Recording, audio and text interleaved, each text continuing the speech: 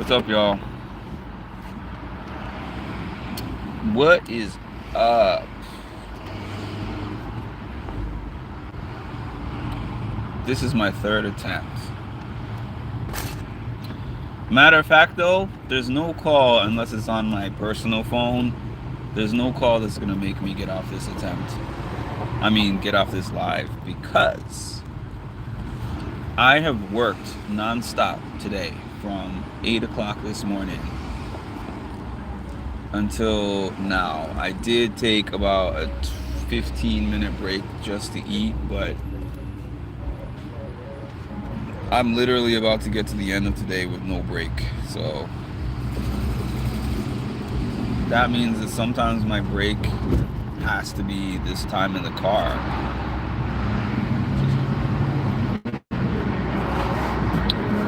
And it's funny because I always talk to people about boundary setting, but the problem with this job, the thing that makes it harder to set boundaries with a job like this,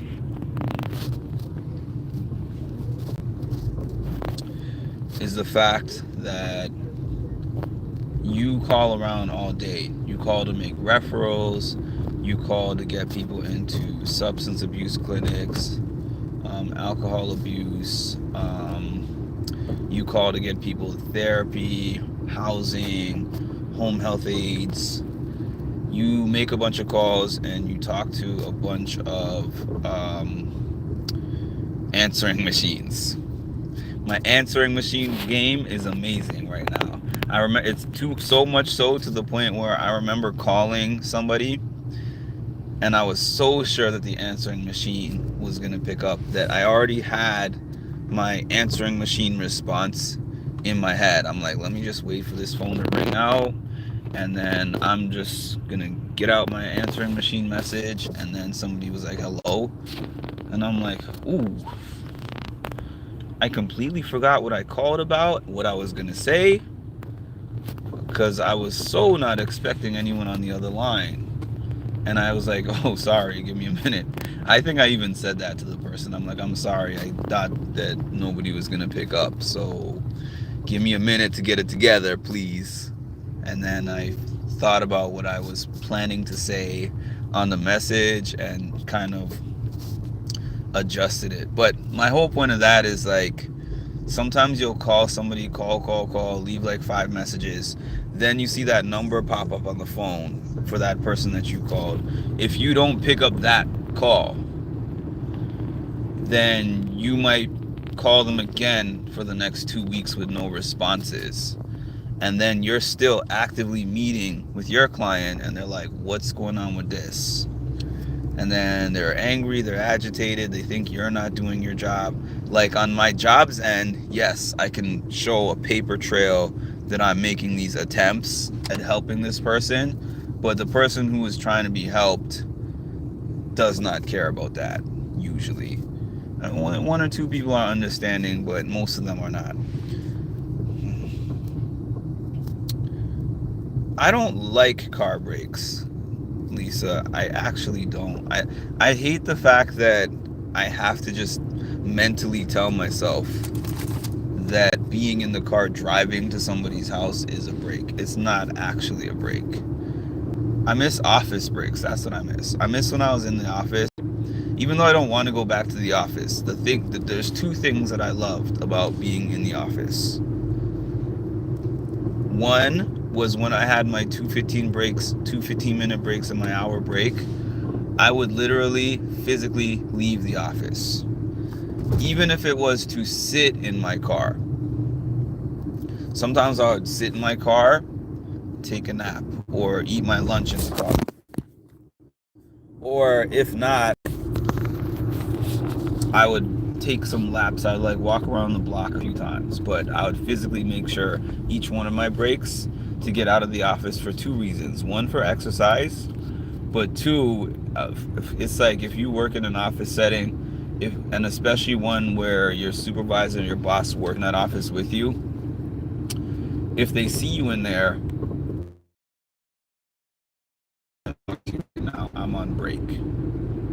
They don't care. They don't recognize break. When you're remote, when you do like remote work and hybrid work like this, like what I do, it becomes so much harder to take a break. I feel like I'm an on-call doctor or something. It's terrible. Hi, Marshall. But the good news is, it is now 1:16. Is that correct? It's about 1:16 my time. So that means in 3 hours, my phone is going off. My computer is going off. And that's the thing that has been helping my mental health so much over the past 2 weeks. It's only been 2 weeks that I've been doing this. But taking back my weekend is a big deal. Even if I do absolutely nothing,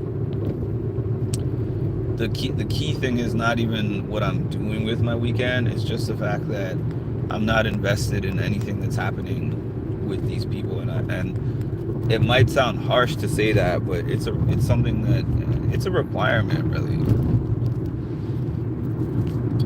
It's hard enough to do something like this in the course of a week, but letting it drag into your after work hour time and your weekend time, your personal time, no bueno. But actually my week has not been that bad, to tell you the truth. I've had, since the day of that bowling trip that we did, they have harassed me way less.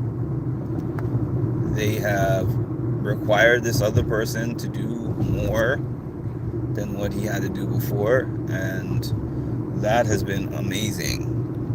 Like, I was not being treated right. I still wouldn't say that I'm being treated great, but I'm saying at the very least, they leave me alone for the most part and let me do my job. But I don't want to speak too soon because I do have a supervision meeting today, and I'm going to see the temperature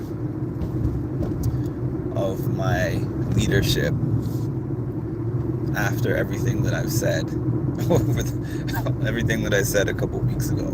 But I stand by and I stand on everything I said, so I'm not really worried. It's just like, because these are not people who are transparent and they're not people who tell you what it is, they wait till the meetings. It almost reminds me of my family dynamics growing up, where none of my family would talk to each other about different things that bother them. Then my mom would be like, "It's time for a family meeting." And I was like, why can't we ever sit down and just talk about life and just have a game night or something, or do something that's fun? Every time we meet seems to be about mitigating a crisis. That's how it's like at my job. I mean, that's how these meetings are like. I'm like, is the meeting gonna just be a regular meeting where we just talk about the numbers? Is the meeting gonna be a meeting where they jump on my back and tell me that I'm trash at everything?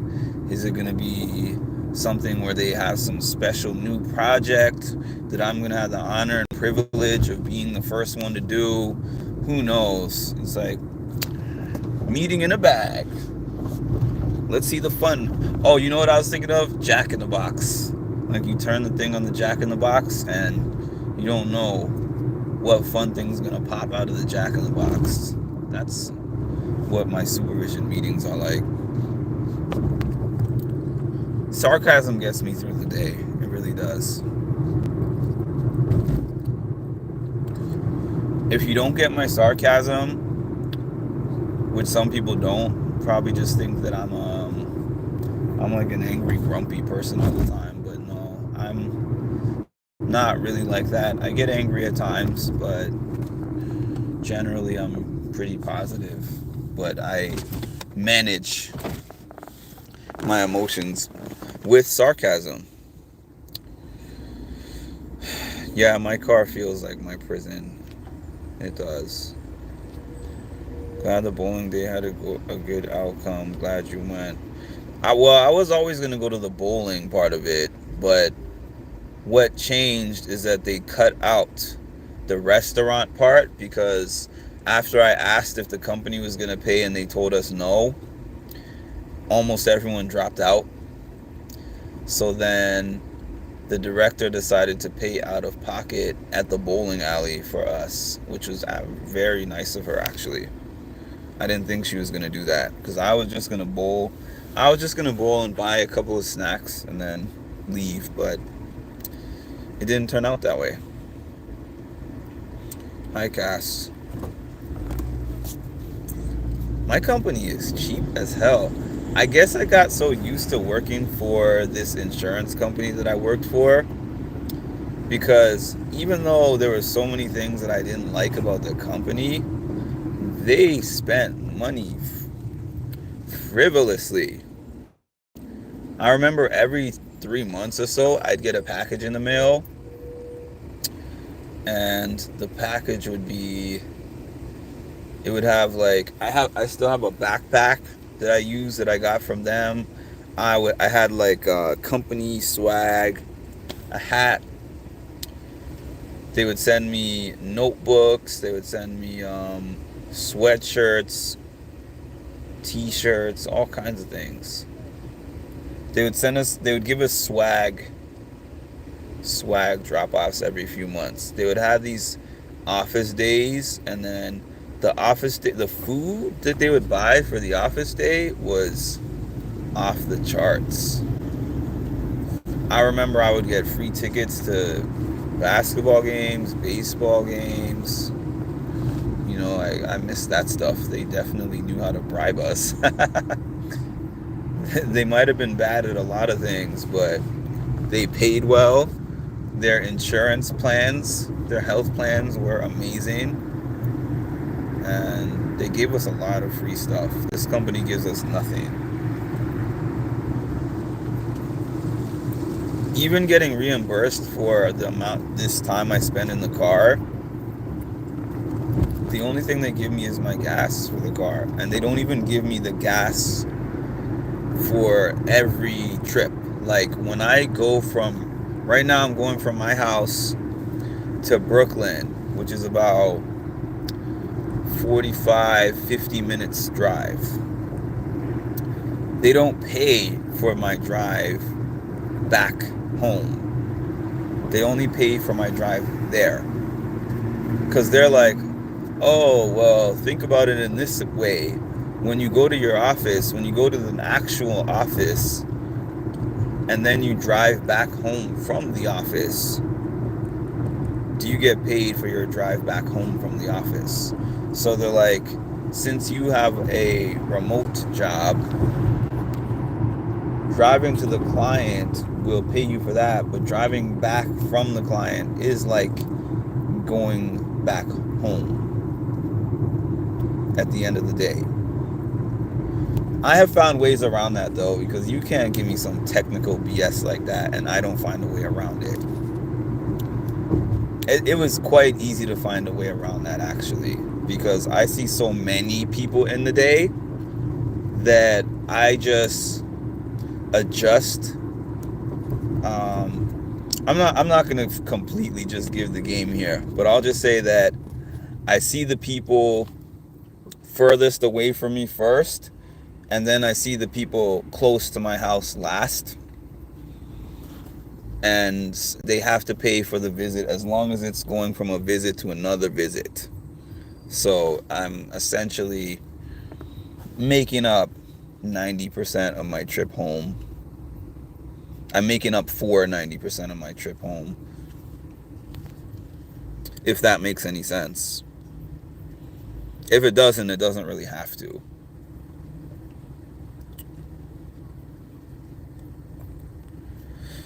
Yeah, I didn't have to leave and it was free. Absolutely.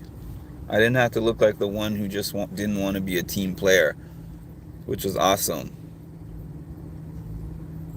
In fact, I was probably the biggest team player there, as a matter of fact, because I was helping take everyone's orders. I was helping distribute the plates and stuff. Like Even though I don't like those settings, I kind of thrive in those social settings. I really do. Especially that kind. Like a loud party or something, no, but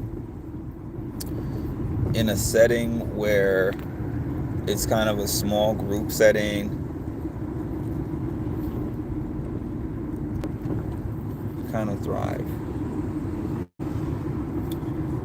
So I'm probably going to be on here for another 5 to 7 minutes because I'm almost at my destination.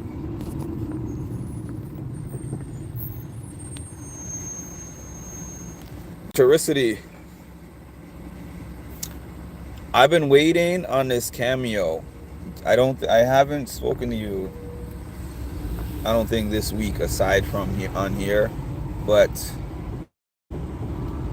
I've been waiting for this cameo from Darrell because I already ordered it. I ordered that cameo, I think, almost a week ago at this point, and it's on the last day. So I'm a little concerned. I mean, sometimes people finish the cameos at the last minute, but sometimes, depending on whatever their schedule, if they don't do it in a certain amount of time, it just times out. And then the cameo gets canceled and the money gets returned. But if he happens to not do it, I guess I would just reach out to the people who contributed to that and see if you want somebody else. But I'm hoping that he just fulfills the cameo.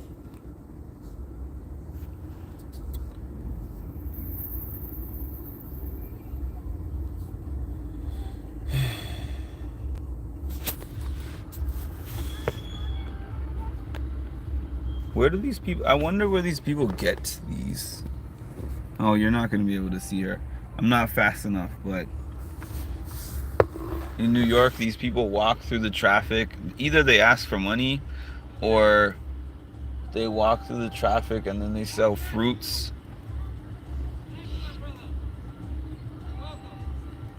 They sell fruits, or they sell, this person that looks like she has mangoes and watermelon. I'm like, where do y'all get that?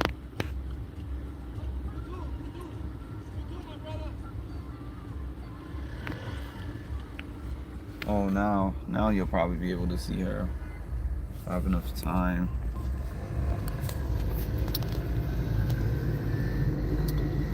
Put it towards whatever you want.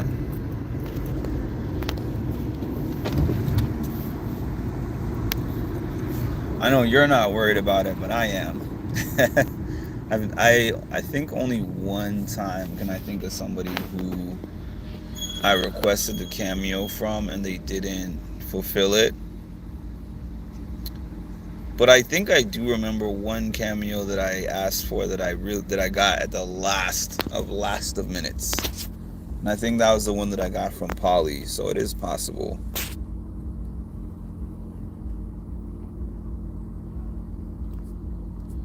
I'm not gonna lie, I try not to make eye contact sometimes because I'm like, I need money more than y'all need money. Well, I don't need it more than them, but I don't have money to give like that. I do donate to charitable causes sometimes, but I'm not the person who has the money to walk outside my house every day. And everybody who's holding up a sign, I'm like, here you go. There was this video that I saw, this viral video. I saw it like a couple of weeks ago, where I think this man was asking for money or something like that, and then this lady had a conversation with him and talked to him and found out about how he became homeless, and then she went around calling different agencies for him. She helped him get a cell phone. What else?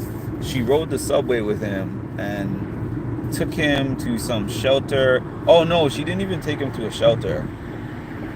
She actually went and paid for a hotel, for one night at a hotel, and was like, here, you can clean up, you can take a shower. I think she might have bought him some clothes. I was like, hey, that's an amazing thing. Like, if I had the resources and the time, but at the same time, I don't think that I do. So, okay, the guy that she was dealing with from that video. This is a lot of the population that I deal with right now. No, I don't give them my personal resources. Like, I'm not coming out of my bank account to get them a hotel or whatever, stuff like that. But I deal with that type of population every single weekday at my job. Those same people you would see holding the signs, homeless, and I do a lot of that same stuff that she did. But there's no TikTok fame that I get for that. It's just like you're expected to do that, and as a matter of fact, everyone is mad at you while you're doing it.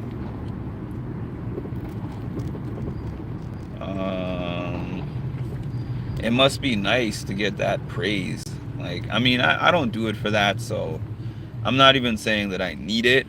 I don't need a bunch of people commenting and telling me you're a great person for doing this, but it would be nice if at least your employer, at the very least, and then the actual client, between those two, were just like, thank you for the work that you're doing.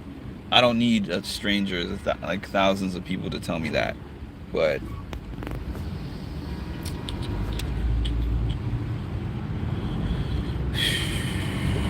that's what I appreciate with you. I just go with the flow. That's your job. You do a service every day. Yeah. Like having kids. What does my friend call? My friend says something about their kids. It's like a funny phrase, but I can't think of it right now. It's like my little thankless bosses or something like that. Oh, you're gonna go right through that red light, huh?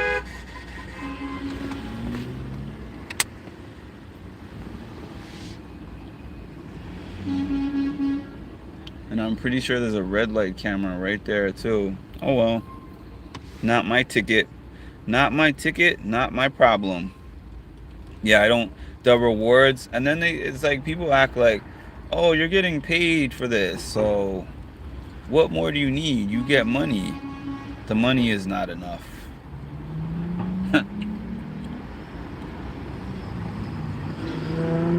The money is not enough. And then, unfortunately, my colleagues are like, this is the most money I've ever seen for this type of work. And I'm like, really?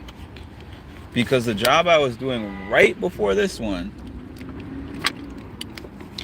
I was a peer counselor, which is a job that generally pays less than case management, and I was making almost the same amount. So it's the most you've ever received. It's not the most I've ever received, but it's the most work I've ever done. I can tell you that much. Yeah, please hit the like button. Appreciate it.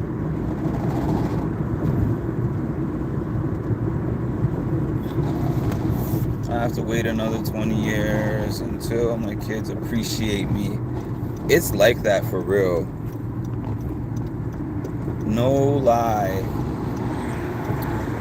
I didn't appreciate the things my parents did for me until I had to do those things for myself. But client appreciation is not a thing that people just come to eventually. I've never really had a client say, you know what, Mark? I never appreciated the things you were doing for me before, but now I do. And that's just not a thing. They either appreciate me immediately or not at all. It's one or the other.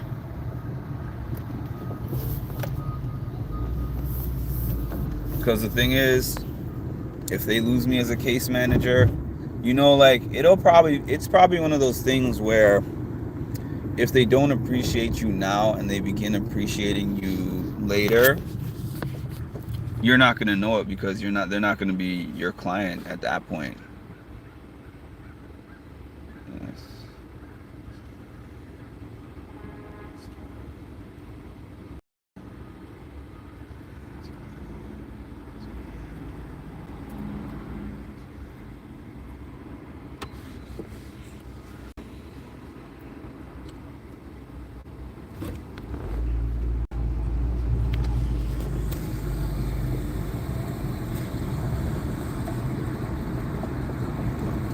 But I wish I could see their surprise.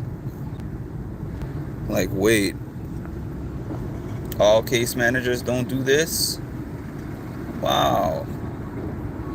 Oh, wow, you were actually going above and beyond and I was treating you like trash. You know?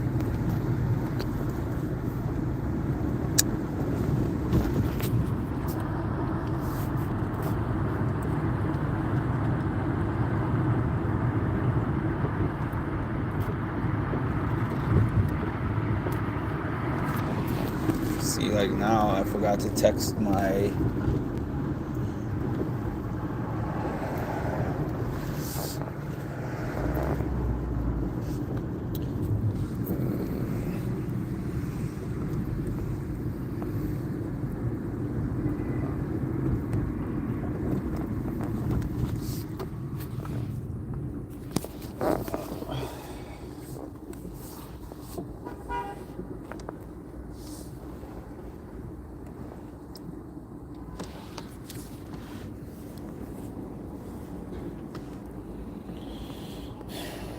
the money is definitely not enough in your field for what you do. Definitely entitled. Oh, they'll still send that ticket. But I have heard of some people fighting the ticket. I don't know.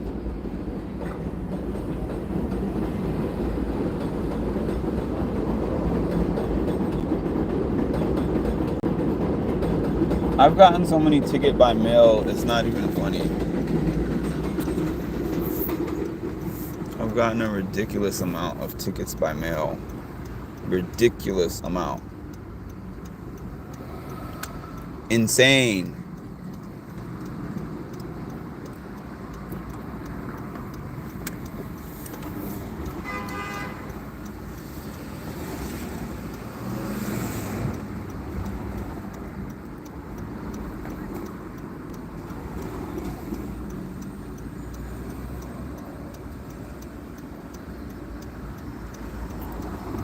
Oh, when I get out of this field, which I'm hoping and praying is going to be in the next less than 6 months, I'm gonna regain my life.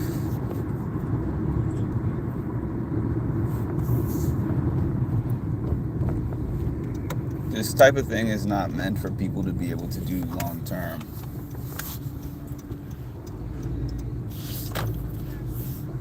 I had somebody die on me this week, and it's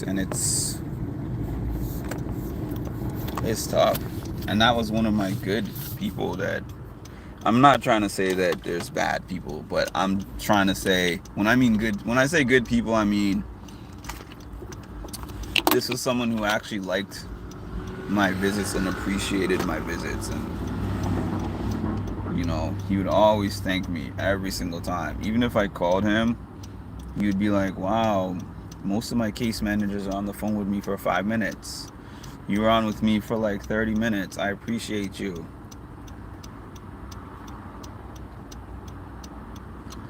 Yeah, I'm really fighting the system with them. It's called case management, but it's almost like you're an advocate for them. That's really what you are. You're a bridger and you're an advocate, because they're like, call this person, call this housing program for me, because they'll respect you more. maybe, but it's not like if they respect me more than they respect you, that you're gonna get into a house faster because I called. I don't control Section 8 at all. I wish I had an in. It's not even like I work for Section 8. I'm just calling them just like you would be calling them. There's very few things that I do for these people that they can't do for themselves. Like at one of my other jobs, yes, there were actual things that the job allowed me to do. I had the company car. They would give me money to take them out and get them like a little breakfast, like there was one of my jobs was like that. This one is not like that. Like I'm jumping in my own car, putting my own mileage. My last job when they gave reimbursements I could get my money reimbursed every day. Like I would go out, and if it was worth it, it would depend on if it's worth it, but like how I'm going to Brooklyn right now, I would be going to Brooklyn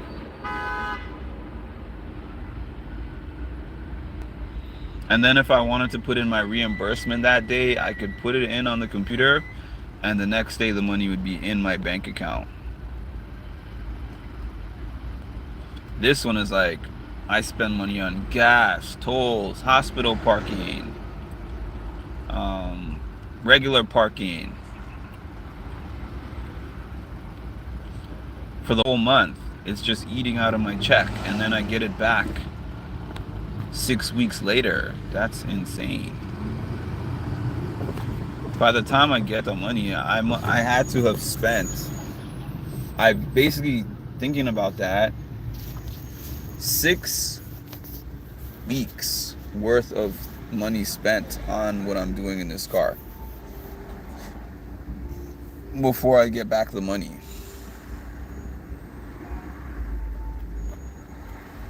Yeah, I was talking to somebody actually who directly works with SSI, and she was telling me about her struggles. Is this a parking spot right here? Because if so, that's amazing. Ooh. It is my lucky day. Because I just went to 2 areas where I usually have to drive around for 20 to 30 minutes looking for a parking.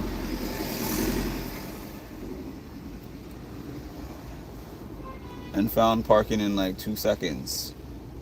Beautiful. And I'm meeting one of my good new clients. Well, good. So far, so good. This is a person that I enjoyed meeting at least the first time. So we'll see. Hopefully the trend continues. Because some of them have started good and started to get angsty. All right. And I got a phone call.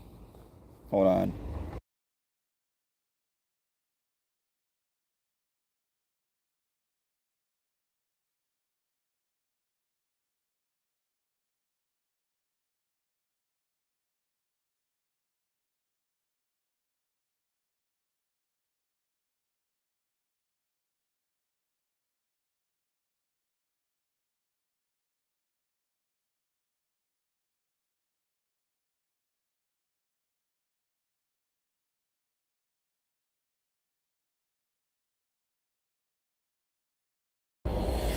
All right, y'all.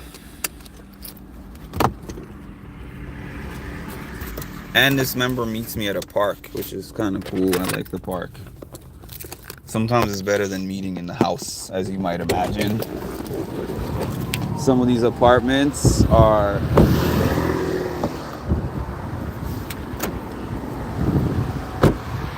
see, we got hold on.